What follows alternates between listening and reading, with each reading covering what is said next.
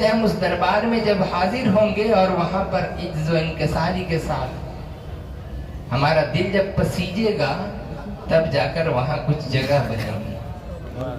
یہ نخوت و غرور کی وجہ سے جو یہاں پہ گھاس پھوس جو جمع ہو گیا ہے اس کو اگر ہم ہٹا لیں گے, ہٹانے کے بعد جب وہ نرم ہو جائے گا, جیسے کھیتی کی زمین اس میں کیسے کرتے ہیں, پہلے جھاڑ پھونک کر کے صاف کر کے جوتائی کرتے ہیں, ہل جوتتے ہیں, ہل جوتنے کے بعد پھر ایک پٹرا ہوتا ہے اس سے اس کو برابر کرتے ہیں, زمین کو برابر کر کے پھر اس میں دانہ ڈالتے ہیں,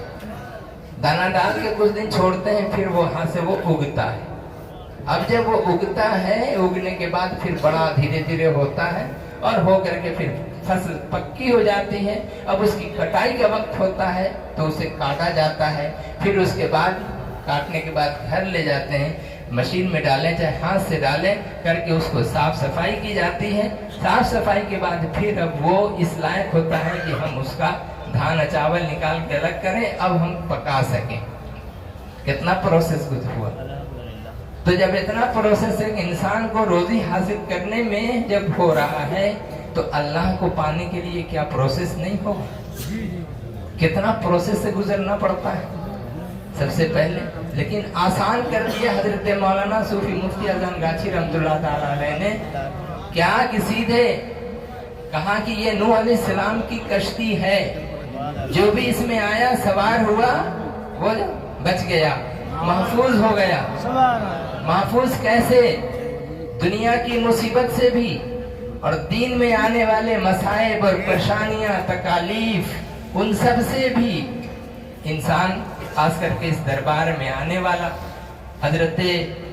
صوفی اذان گاچھی رحمۃ اللہ علیہ کی اس کشتی میں سوار ہونے والے لوگ جو حقانی ہیں, اللہ تعالیٰ ان کو